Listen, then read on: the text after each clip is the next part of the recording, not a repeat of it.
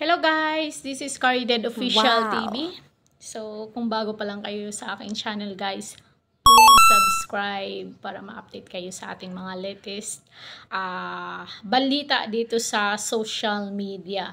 So, ngayon guys, itong si Zombie or si Togi Zombie ay bumisita kay Diwata Overload or Diwata Paris. Talaga namang itong si Diwata pa rin ang laman ng social media ngayon. Ilang buwan na ba? Ano na ngayon? May. Parang March ata nag-umpisa ang trending ni Diwata na until now. At talaga namang pinag-uusapan pa rin siya. Pilipino vlogger or nasa ibang bansang vlogger ay bumisita dito kay Diwata Paris para lang matikman itong kanyang parisan na pinagpipilahan. Parang na-curious ang mga vlogger kung bakit pinipilahan itong si Diwata.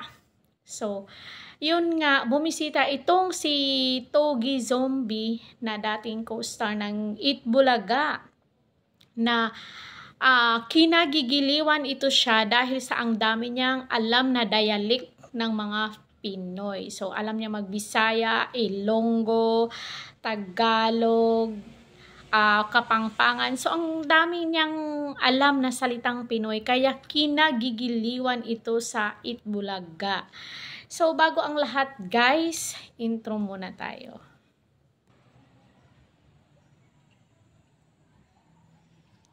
Please subscribe, Carided Official TV.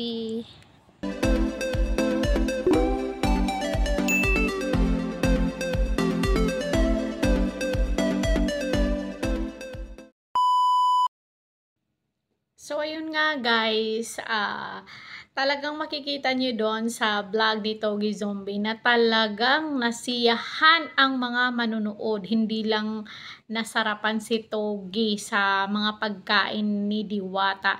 At talaga naman yung naaliw yung nanonood sa kanya doon sa place ni Diwata Paris. At lahat ng mga pagkain ni Diwata, paninda ni Diwata, tinikman lahat ni Togi Zombie. At talaga namang nasarapan itong ating vlogger na si Togi Zombie sa pagkain ni Diwata. So, ang unang tinikman ni Togi ay yung overload ni Diwata na talaga namang kompleto sa ricados. Mayroong chicharong baboy, liempo, at saka taba.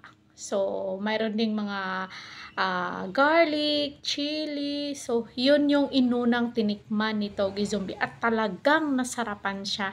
At hinanap din ni Togi kung yung chicken ni Diwata. At nung pagtikim ni Togi sa chicken ni Diwata, at talaga namang kasi nung time na yun, sobrang init, bagong serve, bagong luto ang chicken ni Diwata na sinerve kay Togi Zombie. At nainitan pa nga itong si Togi sa chicken ni Diwata. At pangatlong natikman ni Togi ay yung barbecue ni Diwata na talaga namang wow siya sa sarap. So, mayroong isang nanonood doon na super gandang babae na sinabi ni na may boyfriend ka ba? Tapos tumili lang yung babae. Tapos tinanong ulit siya ni Zombie na may boyfriend ka ba? Sabi ng babae. Of course, sabi ng si Zombie. Okay, alis.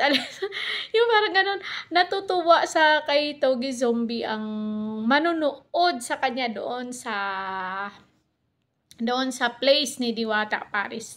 At talaga namang walang nasabi itong si Togi sa pagkain ni Diwata Paris dahil nasarapan ito. Talaga namang ang layo na talaga ng narating nitong ni Diwata Paris dahil lahat ng mga influencer dito sa Pilipinas na big time ay nakapunta na doon sa kanyang parisan at talaga namang 100% sa sarap ang parisan ni Diwata. At talaga namang ngayon umaapaw ang mga blessing na natanggap ni Diwata kasi kahit ang daming blessing na natanggap niya, may mga vloggers doon na suporta para maipromote pa ng maipromote yung kanyang parisan, ay hindi pa rin nagbabago itong si Diwata. Kaya naman,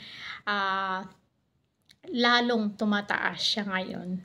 So, yung si Togi Zombie ay parang makikita nyo may TikTok din sila ni Diwata. So, mapapanood nyo yan sa kanyang vlog Togi Zombie sa FB page o nandoon yan. Mapapanood nyo yan doon.